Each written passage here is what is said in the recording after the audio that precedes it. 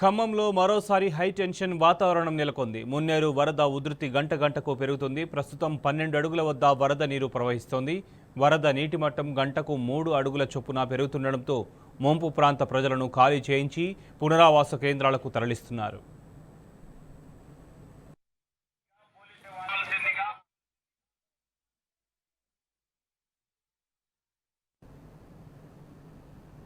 ఖమ్మం జిల్లా కొనిజర్ల మండలం తీగల బంజారా దగ్గర వాగు పొంగిపొర్లుతుంది. దీంతో పల్లిపాడు నుండి ఏన్కూరు వరకు రహదారిపై రాకపోకలు నిలిపివేశారు. ఖమ్మం నుండి కొత్తగూడెం వెళ్లే ప్రజలు తల్లాడ మార్గంలోని వెళ్లాలని పోలీసులు సూచించారు. గుబ్బగుర్తి దగ్గర వాగు పొంగిపొర్లుతుండటంతో ఏన్కూరు వైపు నుంచి పల్లిపాడు వైపుకు ప్రజలు రాకుండా పోలీసులు బారికేడ్లు ఏర్పాటు చేశారు. కొనిజర్ల మండలం పల్లిపాడు గ్రామంలోని డబుల్ బెడ్రూమ్ ఇళ్లలోకి వరద నీరు చేరింది. దీంతో 20 కుటుంబాలను అధికారులు ప్రభుత్వ పాఠశాలలకు తరలించారు. కొనిజర్ల మండలం తీగల బంజర వద్ద పగడేరు ఉధృతంగా ప్రవహిస్తుండటంతో రాకపోకలు నిలిచిపోయాయి. ఏన్కూరు పల్లిపాడు మధ్య రహదారిపై వాహనాల రాకపోకలు పూర్తిగా నిలిపివేశారు. దీంతో 10 గ్రామాలకు రాకపోకలు అంతరాయం ఏర్పడింది.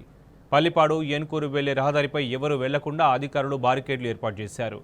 ఖమ్మం కవిరాజునగర్లో వరద నీరు భారీగా చేరింది. అటు లక్కారం చెరువు దగ్గర వరద నీరు ఉధృతి పెరిగింది. దీంతో ప్రభావిత ప్రాంత ప్రజలు భయాందోళనకు గురవుతున్నారు.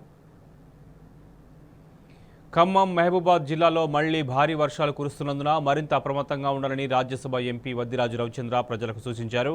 ఇటీవల వరద ముంచెత్తడంతో ఖమ్మం మహబూబాద్ జిల్లాలకు చెందిన ప్రజలు తీవ్ర ఇబ్బందులు పడుతున్న నేపథ్యంలో అవసరమైన ముందస్తు చర్యలు చేపట్టి ఎటువంటి ఆస్తి ప్రాణ నష్టము జరగకుండా చూడాలని అధికారులకు ఫోన్ చేసి పలు సూచనలు చేశారు.